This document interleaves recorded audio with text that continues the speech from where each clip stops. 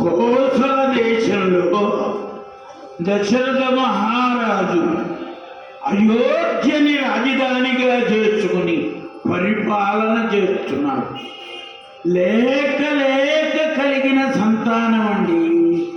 60,000 సంవత్సరాల తర్వాత దశరథుడికి లేక లేక 4 పిల్లలు పుడితే రామ లక్ష్మణ భరత శత్రుఘ్నులు జన్మిస్తే ఆ కుమారులని విడవలేక తను రాజప్రాసాదానికి వెళ్ళిన ఆ 4 వెంట తీసుకొస్తున్నట్ట దశరథ మహారాజు.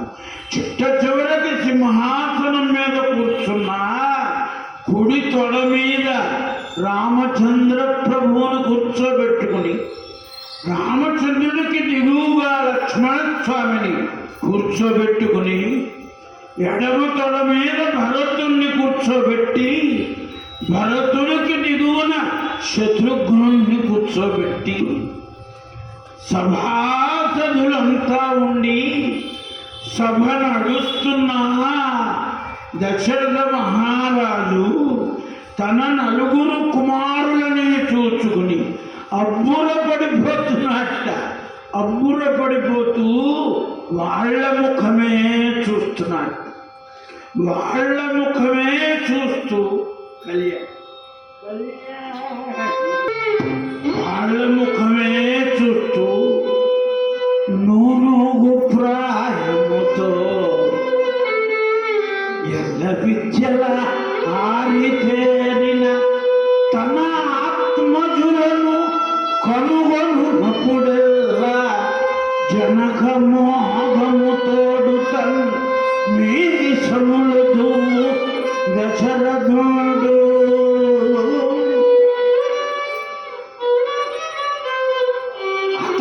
అతని సుతులు గడియాదు లోకైక విరాగ్రని అఖిల గుణనిధియు సౌందర్య వినిర్జిత నవమన్మధుడవు రాముని మీద దొడ్డ ప్రేమ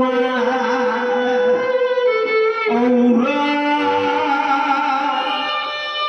వార్ధకమున చేతి కందినట్టి కొడుకుల ప్రయోజకతను చూసుకొన్న కొలది వార్ధకమున చేతి కందినట్టి కొడుకుల ప్రయోజకతను చూసుకొన్న కొలది తండ్రి ఆనందమిల్సనే తెల్పతరమా.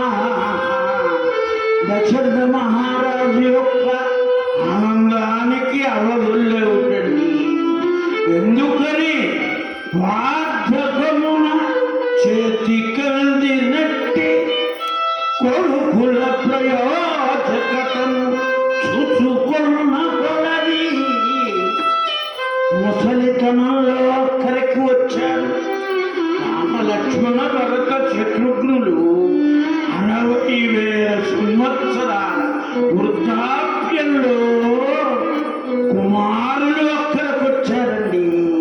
తండ్రికి అంతకంటే ఏం కావాలి? ముసలితనంలో కుమారులు అక్కడికి రావాలి. కుమారుడు మనకి చేయూతనివ్వాలి. వాడెవడో ముసలాయన కొడుకుని అడిగేట్టువరే, నేను చాలా పెద్దవాడిని అయిపోయాను, చాలా ముసలివాడిని అయిపోయాను, ఏదైనా ధర్మం చెయ్యాలనుకుంటున్నా, ఏం ధర్మం చెయ్యమంటావో చెప్పు అనేటప్పుడు కొడుకు అన్నట్ట, నాన్నగారు మీ ధర్మాలతో చచ్చిపోతున్నా, హాయిగా కాలధర్మం చెయ్యండి అన్నట్ట. అంటే వెళ్ళిరండి, మీరు వెళ్ళండి, మొత్తం దానం చేస్తే నాకే ఉంటుంది. కానీ దశరథ మహారాజు అట్లా కాదు. వార్ధకమున చేతి కందినట్టి కొడుకుల ప్రయోజకతను చూసుకున్న కొలది తండ్రి ఆనందం వదన కల్పతరమా. దశరథ మహారాజు ఎడంచేత్తో కుడిమి సమ్మెలేస్తూ రామలక్ష్మణ భరత శత్రుఘ్నులను చూచి ముచ్చట పడిపోతుంటే ఎక్కడో భగవన్నామం వినిపిస్తోంది. ఎక్కడ భగవన్నామం వినిపిస్తోంది. ఎవరో వస్తున్నట్టున్నారు చూడమన్నట్టండి. ఈ భటులు పరిగెత్తికెళ్ళి చూశారు. చూసేటప్పటికి ఒక మహర్షి భగవన్నామం చేస్తూ వస్తున్నాడు. ఎవరా మహర్షి? విశ్వామిత్ర మహర్షి వస్తున్నాడు. ఎట్లా భగవన్నామం చేస్తున్నాడు? గోవింద కోటి మదన సుందర గోవింద కోటి మదన సుందర కోటి మదన సుందర భగవాన్ చిదంబర గోవింద నందనందన కోటి మదన సుందర.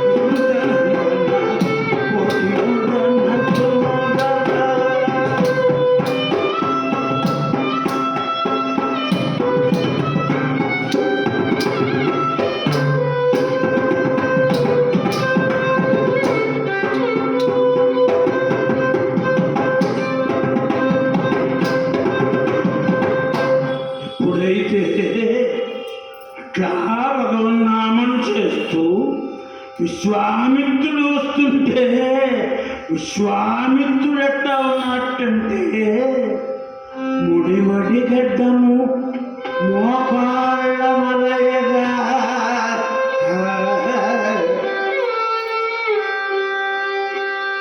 మడమలకు బల్ల జల్లులు తగులా మొల చుట్టూ పొలితాలు జపమాల అడుగులన్న పాము కోళ్ళ మరుచూడ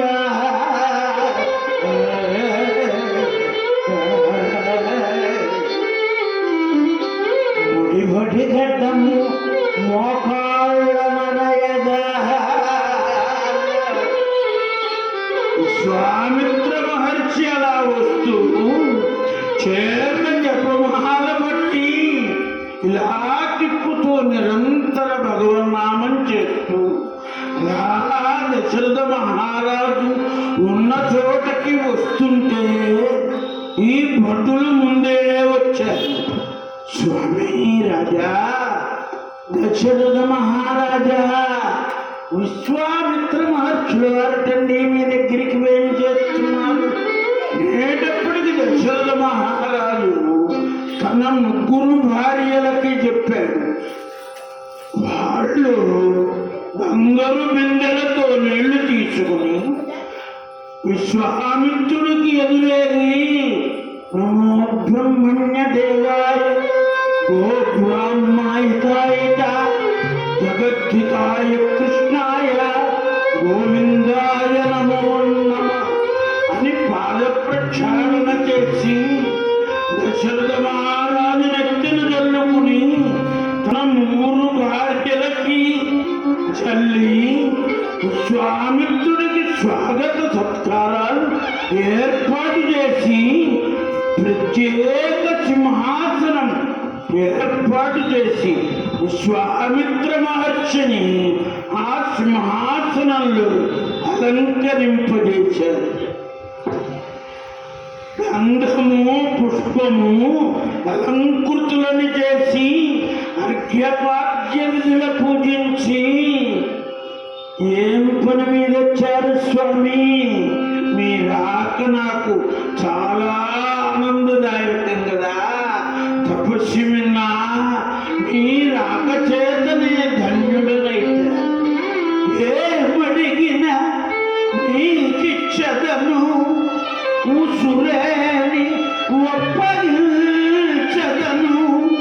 సామి వెయ్యేల నా జన్మమెప్పుడు సఫలమయ్యే నీ సందర్శనమునా. స్వామి, మీ సందర్శనంతో మీ దర్శనంతో నా జన్మ సఫలమైపోయింది. ఏమడిగినా మీకిచ్చదను అన్నార్కండి. దశరథ మహారాజు అన్నారు. అనేటప్పటికీ విశ్వామిత్ర మహర్షి దశరథ మహారాజా, నీ దగ్గర పనుండొచ్చానయ్యా, నీ దగ్గర పనుండొచ్చానయ్యా. ఏం లేదు, నీ సాధ్యము కోరుటకిట్టు వచ్చి యజ్ఞమొకటి కలపో వాసవుడైన నీకు సమానమా.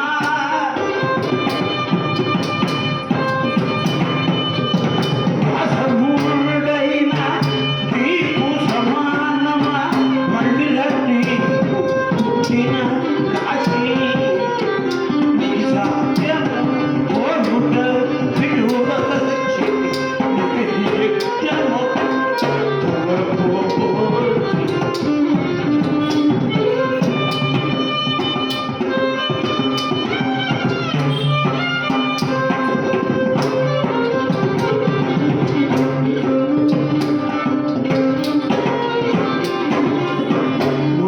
మహారథులను నలుగుర కొడుకులను, మహారథులను నలుగుర కొడుకులను,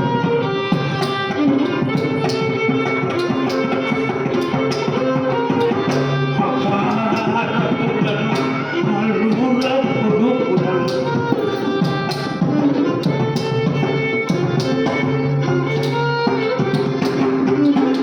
మహారథులను నలుగుర కొడుకులను నడుగు ముసలివలు అన్నావు.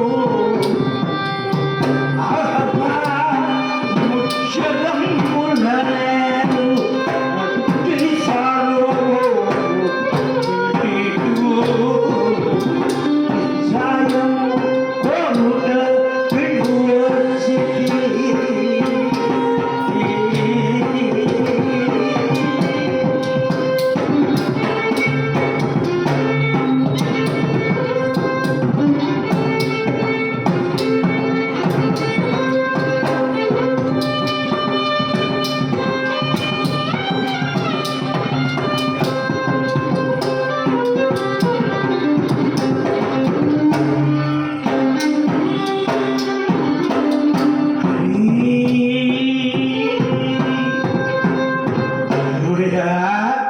దశరథ మహారాజా, నీ సాయం కోసం వచ్చానయ్యా. ముసలితనంలో నీకు 4 కుమారులు కలిగారు కదా, నీ సాయం కోసం వచ్చాను. అనేటప్పటికి తప్పకుండా ఇచ్చేస్తా, చెప్పండి ఏం కావాలి అనేటప్పటికి విశ్వామిత్రుడు చెప్పాడు, ఏం లేదు దశరథ మహారాజా, నేను యజ్ఞం చేస్తున్నాను, ఆ యజ్ఞాన్ని రాక్షసమూక వచ్చి నాశనం చేస్తోంది, పయనించి మాంసఖండాలను పడేస్తోంది, ఆ యజ్ఞాన్ని రక్షించాలి, ఆ సాయం కోసం వచ్చానన్నాడు. అనేటప్పటికి దశరథ మహారాజు అన్నాడు, ఓ తప్పకుండా ఏం కావాలో అడగండి, ఏమడిగినా నీకిచ్చదను, ఉసురేని ఒప్పగించదను, స్వామి వెయ్యేల నా జన్మమిప్పుడు సఫలమయ్యే నీ సందర్శనమా, నీ దర్శన భాగ్యం చేత నా జన్మ సఫలమైంది, ఏం కావాలో చెప్పండి. యజ్ఞ దక్షిణ ఇవ్వమంటారా? యజ్ఞాన్ని రక్షించాలంటే సైన్యాన్ని పంపమంటారా? లేకపోతే నేనే వస్తా, చతురంగ బలాలతో నేనే వచ్చి మీ యజ్ఞాన్ని రక్షిస్తాను, మీరు చక్కగా చేసుకోండి అన్నాడు. విశ్వామిత్రుడు కాదు కాదు ప్రతిదానికి అడ్డంగా ఊపుతున్నాడు. దేవుడి స్వామి, యజ్ఞ దక్షిణ అడిగితే వద్దన్నారు, చతురంగ బలాలతో వచ్చి రక్షిస్తా అంటే వద్దన్నారు, సేనా నాయకులందరినీ పంపిస్తా అంటే వద్దంటున్నారు. అసలు విశ్వామిత్ర మహర్షి మీకేం కావాలి అనేటప్పటికీ విశ్వామిత్రుడు నోరు విప్పెట్టండి, రాజా దశరథ జాగ్రత్తగా విను, రాజా దశరథ మహారాజే విను, స్వసుతం రాజశార్దూలం రామం సత్య పరాక్రమం, స్వసుతం రాజశార్దూలం రామం సత్య పరాక్రమం,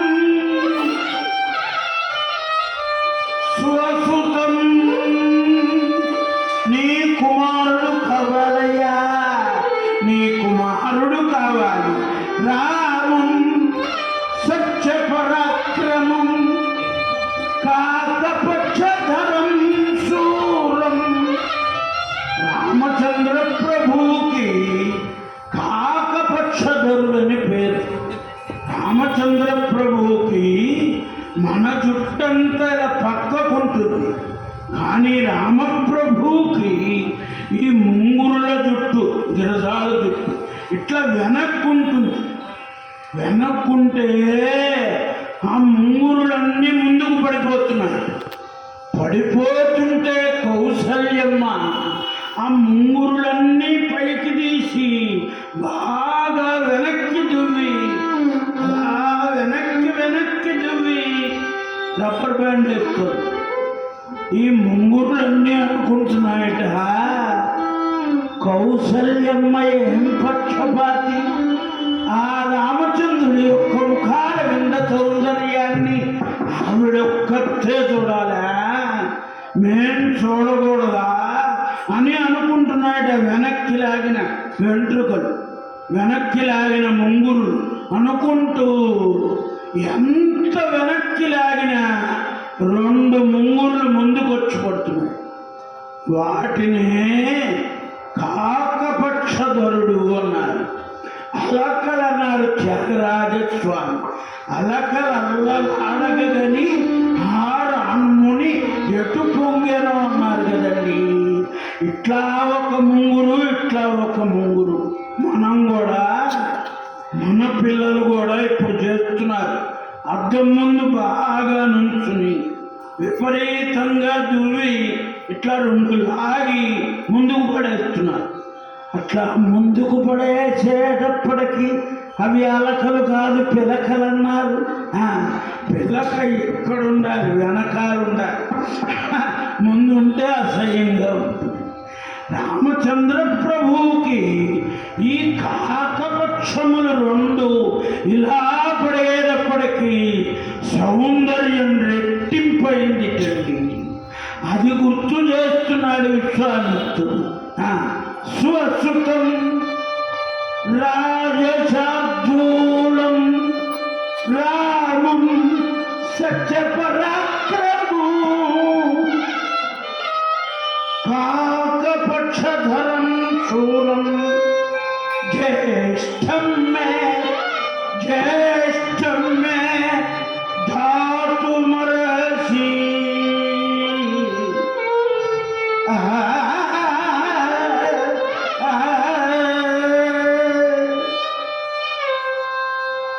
కాకపక్షధరుడైన మీ పెద్దవాడు కావాలి. జ్యేష్ఠమే ధాతుమర్హసి, పెద్ద కుమారుడు కావాలన్నాడు.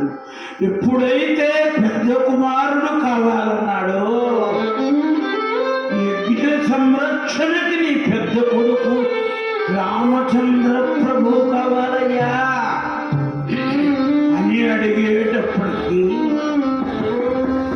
దశరథుడు నుంచున్న భూమి కంపించినట్టయిపోయి విశ్వామిత్ర మహర్షి లేక లేక కలిగరే నాకు సంతానం.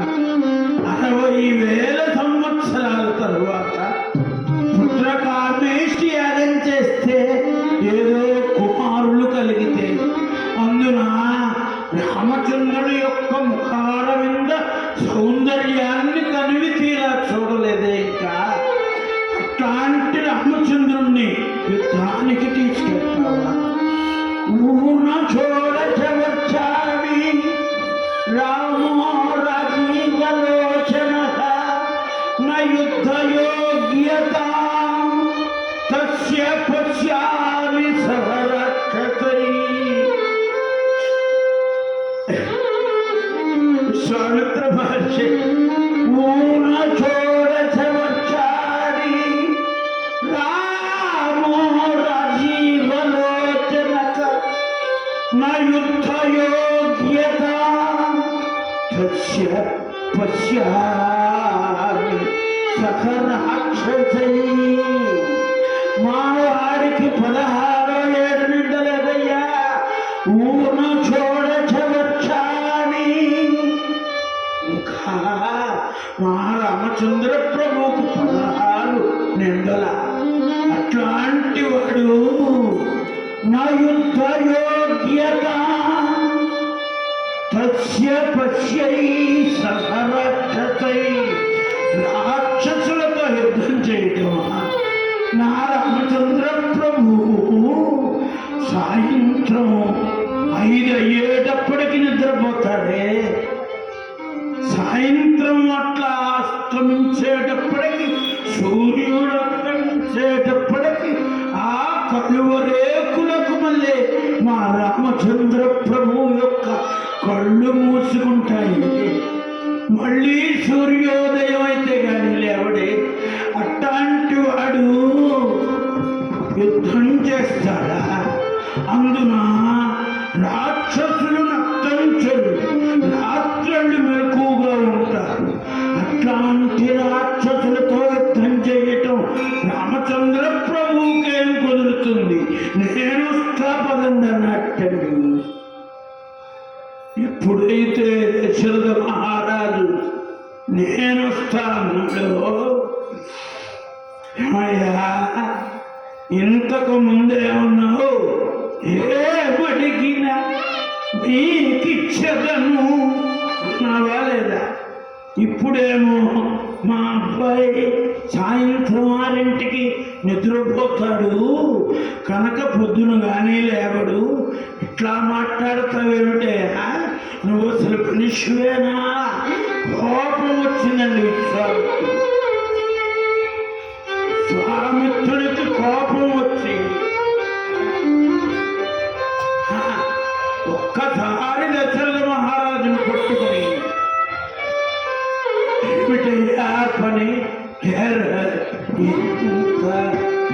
ఏరా అన్నాడు.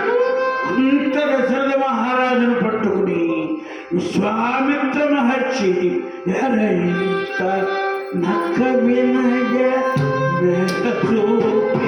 నాకురే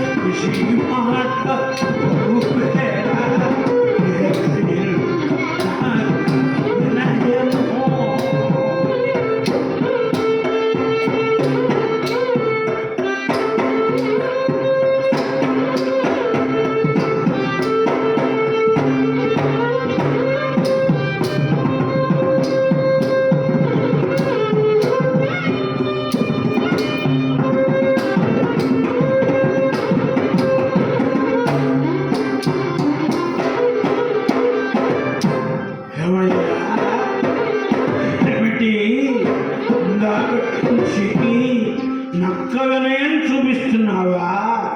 కళ్ళలాడు వాడు నిక్కముగా ఒక్క మొగవాడా? అబద్ధం ఆడేవాడు నీవు కూడా ఒక మొగాడువా? అంత మాటని దశరథ మహారాజా చాలు చాలు, నీ యోగ్యత బాగా తెలిసింది. ఏమనుకున్నావయ్యా? నేను రామచంద్రుడి మీద ఈగను కూడా వాదను. కావాలంటే తెలుసుకో, నీకొక్కడికే రామచంద్రుడి విషయం తెలుసు అనుకున్నావేమో. అహం వేత్మి మహాత్మానం, అహం వేత్మి మహాత్మానం రామం సత్యపరాక్రమం వశిష్ఠోపి మహాతేజ, వశిష్ఠోపి మహాతేజ ఏ మే తపసి స్థిత.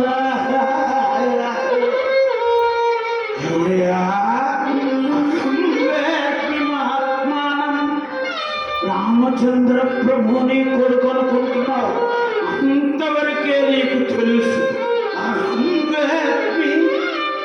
రామచంద్ర ప్రభు ఎవరో నాకు తెలుసయ్యా. రాముడి యొక్క లక్షణాలన్నీ నాకు తెలుసు. వశిష్ఠోపి మహాతేజ, వశిష్ఠుడికి తెలుసు. కావాలంటే వశిష్ఠ మహర్షిని అడుగు, ఆయన పంపమంటే పంపన్నాడు. అనేటప్పటికీ విశ్వామిత్రుడు ఎప్పుడైతే వశిష్ఠుని అడగమన్నాడో దశరథ మహారాజుకి కొంత ఊరడి లభించింది. ఒకంతబడి ఊరడి లభించి ఓహోహో వశిష్ఠ మహర్షిని అడగమన్నాడు కదా. విశ్వామిత్రుడికి వశిష్ఠుడికి పచ్చగట్టేస్తే బొక్కుమంటుంది. ఇప్పుడు వెళ్ళి మనం వశిష్ఠ మహర్షిని, ఏమయ్యా విశ్వామిత్ర మహర్షి వచ్చాడు, రామచంద్ర ప్రభువుని యుద్ధ రక్షణకి పంపించమంటున్నాడు అంటే తప్పకుండా పంపించద్దంటాడు. మా గురువు గారు వశిష్ఠుడు పంపించద్దన్నాడు కనుక ఇక విరమించవచ్చని రథమెక్కి దశరథ మహారాజు వశిష్ఠ మహర్షి ఆశ్రమానికి వెళితే వశిష్ఠుడు దశరథ మహారాజును చూసి ఆశ్చర్యచకితుడై సాయంత్రం సమయంలో సంధ్యావందనాది నిత్యకృత్యములు ఆచరించుకుంటుంటే దశరథ మహారాజు దగ్గరికి వచ్చి విశ్వామిత్రుడు అడిగిన సంగతి చెబితే వశిష్ఠ మహర్షి అన్నాడు, తప్పకుండా పంపించవయ్యా. విశ్వామిత్రుడి వెంట రామచంద్రుడిని పంపు. ఎవరి నమ్ముదురు రాముని సంగతి నేను కౌశికుడు తప్ప. ఎవరి నమ్ముదురు రాముని సంగతి నేను కౌశికుడు తప్ప. ఎవరి నమ్ముదురు రాముని సంగతి నేను కౌశికుడు తప్ప. అవని విశ్వామిత్రుడు ఒక్కడు. అవని విశ్వామిత్రుడు ఒక్కడు.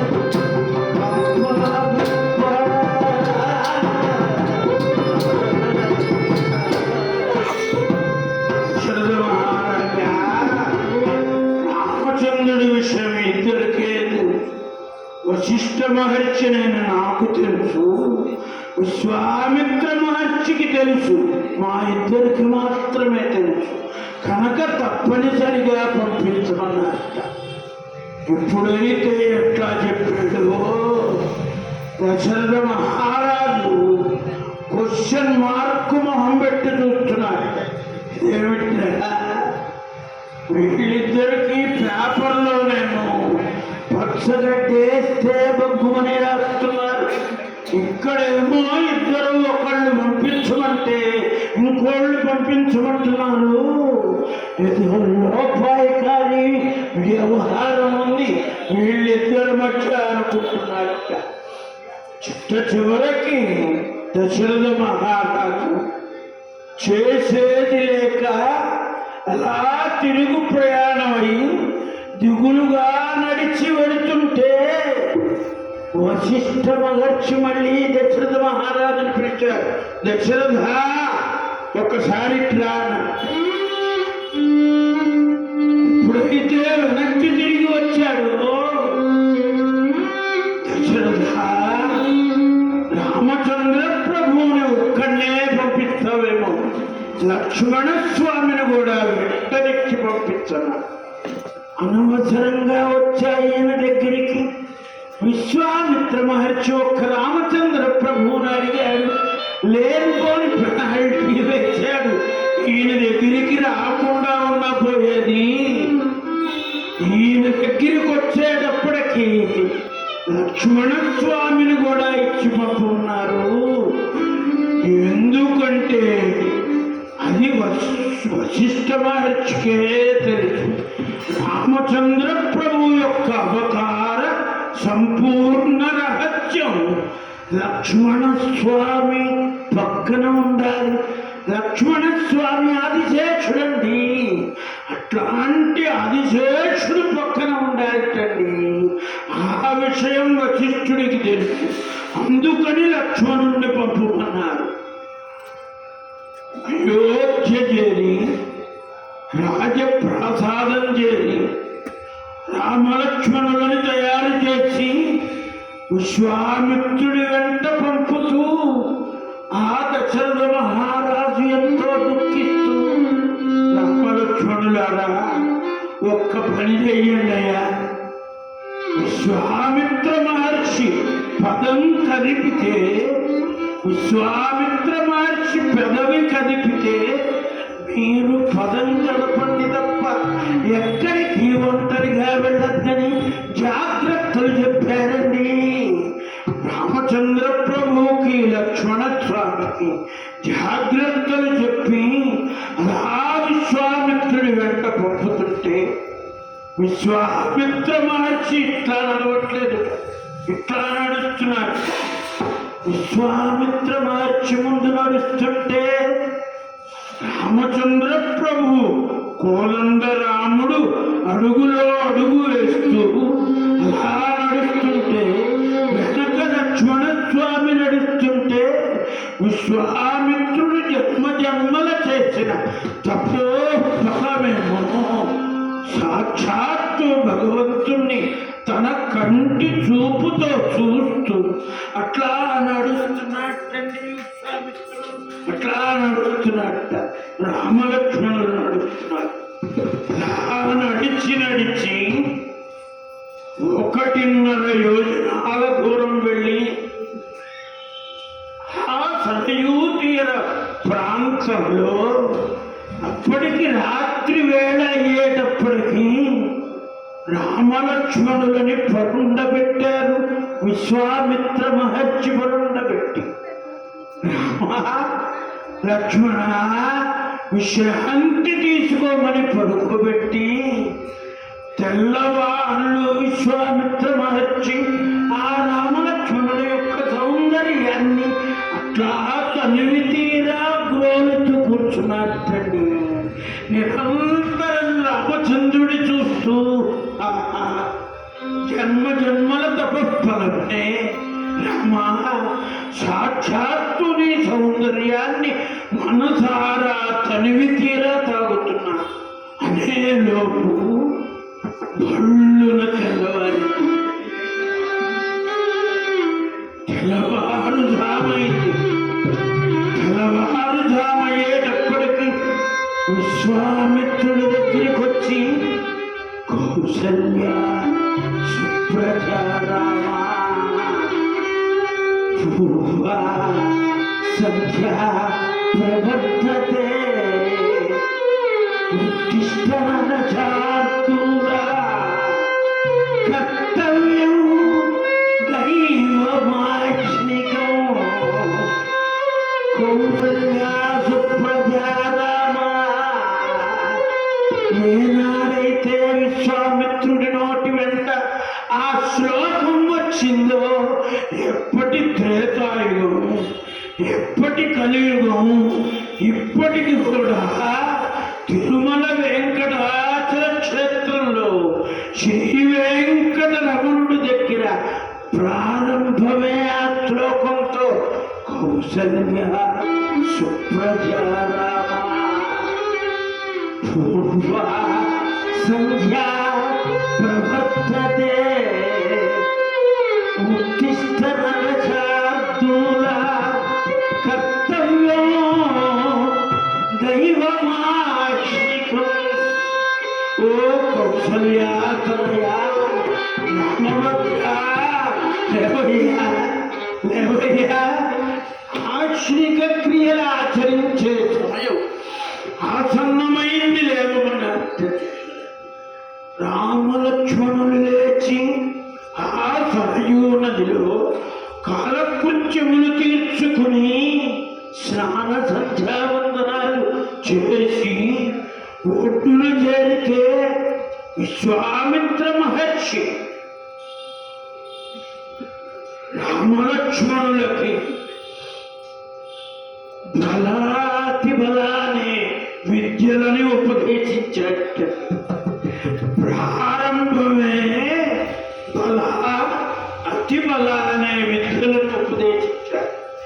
ఎందుకు ఆ 2 విద్యలంటే ఆఖరి దప్పికలుండవుతండి. అట్లాంటి విద్య ఉపదేశించేవారు ఎక్కడైనా ఎవరైనా ఉన్నారేమో అని నేను మొత్తం వెతుకుతున్నా. ఎందుకని అంటే మా ఇంట్లో పిల్లలకు నాకు ఆ బలా అతి బల కనుక ఒక్కసారి ఉపదేశం తీసుకుంటే ఆకలి ఉండదు, దప్పికుండదు, సంపాదించాల్సిన అవసరమే ఉండదు. ఇట్లా చెడతలు పుచ్చుకుని రామకృష్ణ నక్కల్లా హాయిగా బతకచ్చు. ఇప్పుడైతే విశ్వామిత్ర మహర్షి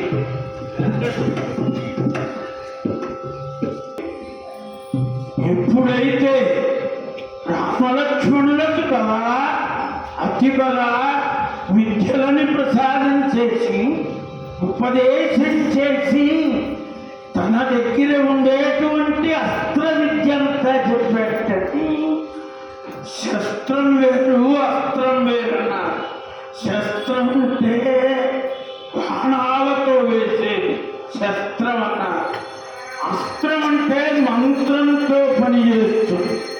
ఆ మంత్ర విద్య మొత్తం నేర్పాడు విశ్వామిత్రుడు.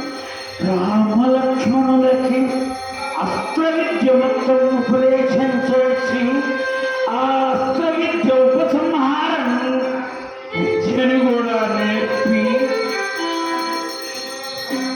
సూర్యోదయమైన తరువాత ఒక్కసారి ఆ తీకారణ్యంలోకి ప్రవేశించి విశ్వామిత్రుడు ముందు నడుస్తున్నాడు, రామచంద్ర ప్రభు నడుస్తున్నాడు, లక్ష్మణ స్వామి నడుస్తున్నాడండి.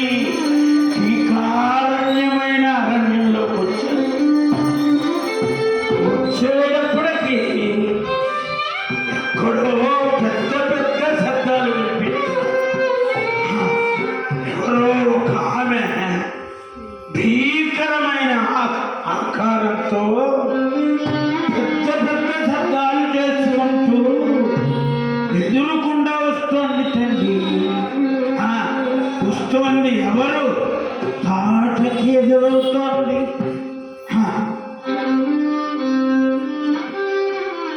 ఎట్లా వస్తోంది? వస్తుంటే ఎట్లా వస్తోంది అది? పరఘట్టనమునకు బెదరి జంతులు పార పెనుహూంకృతి దశలు భీతదేరా.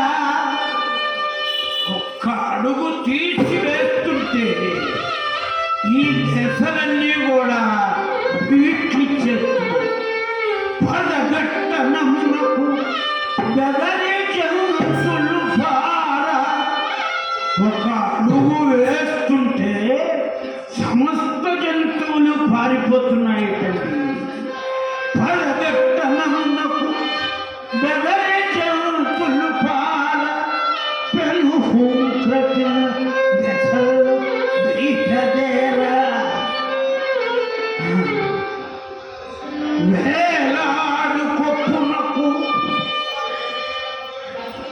వేలాడు కొప్పునకు వెగురు డొంకలు చిక్కుబడి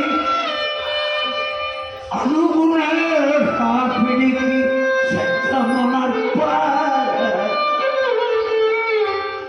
అడుగడుగునకు మధ్య ఆ పాటి ఈ పాటి ఏపులో ముక్కలు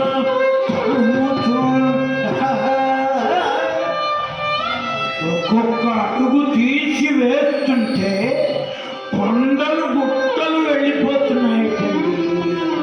అసలు తాతకి చాలా మంచిది, చాలా మంచిది. తాతకి మంచి సౌందర్యవతి తాతకి. ఎందుకనంటే తాతకి తండ్రి సుకేతుడు. ఆ సుకేతుడు యక్షజాతికి చెందినవాడు. ఆ యక్షజాతికి చెందిన సుకేతుడు తపస్సు చేస్తే బ్రహ్మ ప్రత్యక్షమైతే ఆ బ్రహ్మను అడిగాడు, బ్రహ్మగారు 1000 ఏనుగుల బలం కలిగిన సంతానాన్ని ప్రసాదించు, 10,000 ఏనుగుల బలం కలిగిన సంతానాన్ని ప్రసాదించమన్నాడు. అనేటప్పటికీ తదాస్తన్నాడండి. ఈ సుకేతుడు అడగాల్సిందేమిటి?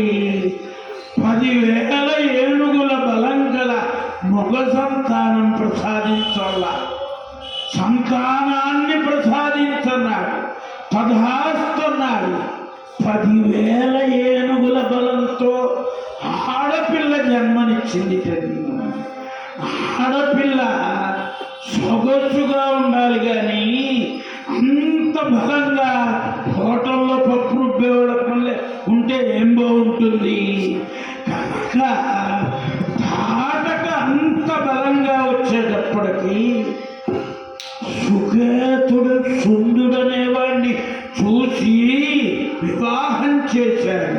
ఒక్క కుమారుడు కలిగాడు మారీచుడు. ఈ సుందుడు అగస్త్యుడి మీదకి యుద్ధానికి వెళ్ళాడు. అగస్త్యుడి మీదకి యుద్ధానికి వెళ్ళేటప్పటికి కళ్ళ మంటతో, తన కన్ను యొక్క మంటతో సుకేతుణ్ణి, ఆ సుందుణ్ణి చంపేశాడు. ఎప్పుడైతే తన భర్త మరణించాడో తాటకి తన బలవంతా ఉపయోగించి తన కుమారుణ్ణి వెంట పెట్టుకుని ఒక్కసారి అగస్త్య మహర్షి దగ్గరికి యుద్ధానికి వెళ్ళి బలం చూపించడానికి వెళ్ళేటప్పటికీ అగస్త్యుడు ఈ పాపిష్టిదానా రాక్షసి వైపు ఈ అడవిలో పెరుగుతూ జంతువులను వేటాడి తింటూ బతకమన్నాడు. మారీచుడిని రాక్షసుడిగా మార్చేశారు. అట్లాంటి మారీచుడు రాక్షస జాతిలో చేరిపోయాడు. అలాంటి తాతక రాక్షస కృత్యంగా, రాక్షస అవతారంగా మారిపోయి ఆ అరణ్యంలో సంచరిస్తూ రామలక్ష్మణులు 16 ఏళ్ల పిల్లలు అట్లా నడిచి వస్తుంటే దానికి మంచి మానవ వాసన తగిలి, ఒక్కసారి మానవ వాసన తగిలేటప్పటికీ తాటకు కాస్త ఏమి ఏం బాగుంది, ఏమి నరవాసన, ఎంత కమ్మన, ఏమి నరవాసన, ఎంత కమ్మన, ఏమి నరవాసన, ఎంత కమ్మన.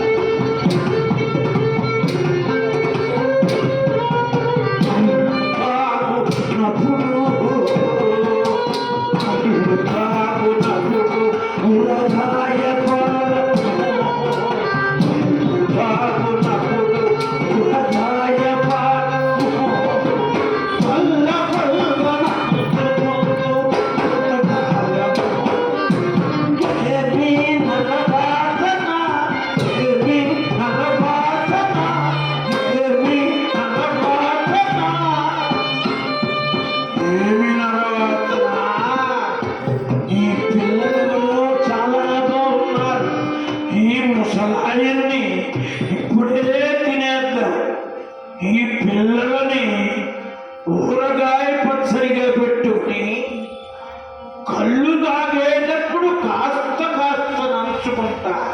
ఈ పిల్లలు మంచిగా ఉన్నారు,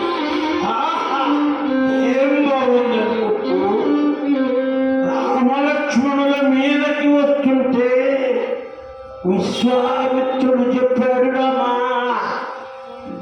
బాణంతి ఈ తాటకి మీద వేయమన్నారు. రామచంద్ర ప్రభు విశ్వామిత్రుడు చెప్పినట్టుగా ఒక్కసారి తన అమ్ముల పొదిలో నుంచి శరాన్ని తీసి బాణాన్ని సంధించి తాటకి మీద వదలబోతూ ఆలోచిస్తున్నట్టు. ఇప్పటిదాకా వశిష్ఠ మహర్షి దగ్గర శస్త్రాలు నేర్చుకున్నా, విశ్వామిత్ర మహర్షి దగ్గర అస్త్రాలు నేర్చుకున్నా, ఇప్పటిదాకా ఎక్కడా ప్రయోగం చెయ్యలేదు. మొట్టమొదటి స్త్రీమూర్తి మీద ప్రయోగం చెయ్యాలా అని ఆలోచిస్తున్నట్టు రామచంద్ర ప్రభు ఆలోచిస్తుంటే విశ్వామిత్రుడు చెప్పాడు, రామా వేసేయ్. దేవిటి స్వామి ఆడది కదా, దుష్టురాలు కదా, దుష్టు దుష్టురాలు ఆడదైనా మగవాళ్ళైనా పర్వాలా దుష్ట శిక్షణ చేయటానికి నీ వచ్చావే కదా. పరిత్రాణాయ సాధూనాం వినాశాయ చ దుష్కృతాం ధర్మ సంస్థాపనార్థాయ సంభవామి యుగే యుగే అన్నారు. కనుక ధర్మాన్ని రక్షించాలి. దుష్టుడు ఎక్కడుంటే అక్కడ చంపమన్నారండి. ఇంట్లోకి పాము వచ్చింది. పాము వస్తే ఇది ఆడపామా మగపామా అని అడుగుతామా? ఒక్క ఏటును చంపుతామే. మగపామా ఆడపామా అని అడిగేలోపే అందరినీ కాటేస్తాం. కనుక దుష్టుడు ఎక్కడ ఉన్నా చంపమంటే రామచంద్ర ప్రభు బాణం వదిలితే తాటకి భర్త దగ్గరికి వెళ్ళింది. ఎందుకనంటే తాటకి భర్త సుందుడు ఇంతకు ముందే స్వర్గస్థుడయ్యారు. తాటక చచ్చిందా లేదండి, మరణ వార్త చెప్పలా. తాటక భర్త దగ్గరికి వెళ్ళిందట. ఎందుకనంటే కాబోయేది కళ్యాణం కనుక. కళ్యాణ సమయంలో మరణ వార్త చెప్పకూడదున్నారు. మనం కూడా పెళ్లి మాటలకి మాట్లాడటానికి వెళ్తాం. వెళ్ళినప్పుడు మరణ విషయాలు ఏమీ తీసుకురాకూడదు. ఈ మధ్య ఒకళ్ళ వెంట వెళ్ళా పెళ్లి సంబంధం మాట్లాడతాను. ఆడపిల్ల తండ్రితో వెళ్ళా, మగపిల్లాడికి. వెళ్ళేటప్పటికీ ఆ మగపిల్లాడి తండ్రి చూశాడు. చూసి ఓహోహో మీరా, సుబ్బారావు గారు మీరా, మొన్న మా వీధిలో ఒక ఆయన మరణిస్తే మీరు వచ్చారు కదా, నేను చూశానన్నారు. అనేటప్పుడు నేను ఊరుకోవచ్చు, మీరు మా పెద్దమ్మ గారు చచ్చిపోయినప్పుడు వచ్చారు కదా బాబు, మీ చావు మాటలు ఆపండిరా. పెళ్లి సమయానికి వచ్చేటప్పుడు అపశకునపు మాటలు మాట్లాడకూడదని శాస్త్రం. అందుకని రామప్రభు ఉన్నారే, ఒక్క బాణం వేస్తే తాటకి భర్త దగ్గరికి వెళ్ళిందన్నారు. ఎప్పుడైతే రామచంద్ర ప్రభు లక్ష్మణ స్వామి తాటకి మోక్షం ఇప్పించి ముందుకు నడుస్తూ అరణ్యంలోకి ప్రవేశించి అలా నడుస్తూ విశ్వామిత్రుడి యొక్క ఆశ్రమానికి వచ్చారు. ఇది సిద్ధాశ్రమం అన్నారు. విశ్వామిత్రుడు 6 రోజుల దీక్ష తీసుకున్నాడు, మౌన దీక్ష తీసుకున్నాడు. రామలక్ష్మణులని పిలిచారు. రామలక్ష్మణులరా, ఎన్నో ఏళ్ల నుంచి యజ్ఞం చెయ్యాలనుకుంటున్నారు. మారీచ సుబాహులనే రాక్షసులు మాంసఖండాలని తెచ్చి ఈ అగ్నిగుండంలో పడేస్తున్నారయ్యా. కనుక మీరు రక్షించాలి, యజ్ఞ రక్షకులుగా మీకు ఋత్విగ్వరణ ఇస్తున్నా అని చెప్పి విశ్వామిత్రుడు రామలక్ష్మణులకి ఋత్విగ్వరణ ఇచ్చి మౌన దీక్ష చేస్తూ 6 రోజుల పాటు ఈ రోజు నుంచి మౌనంగా ఉంటాను, యజ్ఞ రక్షణ బాధ్యత మీరే చూసుకోవాలన్నాడు. రామలక్ష్మణులు కంటికి రెప్ప వేయకుండా నిరంతరం అట్లానే చూస్తున్నట్టండి. మారీచ సుబాహులిద్దరూ కూడా, మారీచ సుబాహులు అన్నదమ్ములు కాదు. మారీచుడు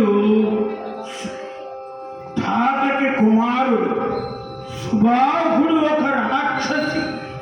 మారీచుడికి స్నేహితుడయ్యాడు. అంతేగాని మారీచ సుబాహుడు తాటకి కుమారులు కాదు. మారీచుడు ఒక్కడే తాటకి కుమారుడు. అట్లాంటి మారీచ సుబాహులు మాంసఖండాలని తెచ్చి వేస్తుంటే లక్ష్మణస్వామి తన శత పరంపరతో మొత్తం అంతా అల్లేశారు. వచ్చినటువంటి ఋత్విక్కులంతా కూడా, వచ్చినటువంటి వేద పండితులంతా రామచంద్రుడి యొక్క ముఖాల మీద సౌందర్యాన్ని గ్రోలుతూ, ఆహా విశ్వామిత్రుడి వల్ల మనకెంత యోగ్యత లభించింది, సాక్షాత్తు రామచంద్ర ప్రభుని దర్శనం చేసుకునే భాగ్యం కలిగింది, నీదు మహిమ బ్రహ్మాదులు ఎంత వాడరా, నీదు మహిమ బ్రహ్మాదులు ఎంత వాడరా.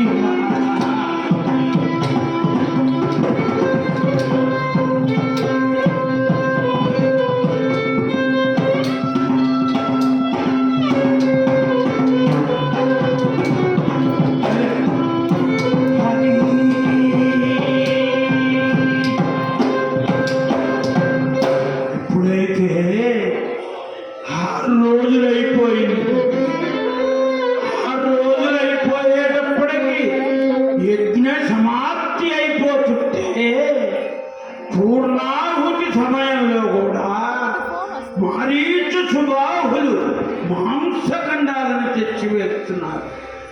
రామచంద్ర ప్రభు ఒక్కసారి మానవాస్త్రాన్ని తీసి మారీచుడి మీద ప్రయోగిస్తే ఆ మారీచుడు సముద్రంలో పడ్డట్టండి.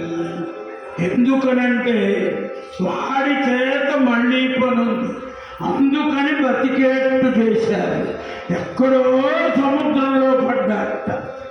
ఐంద్రాస్త్రం తీసి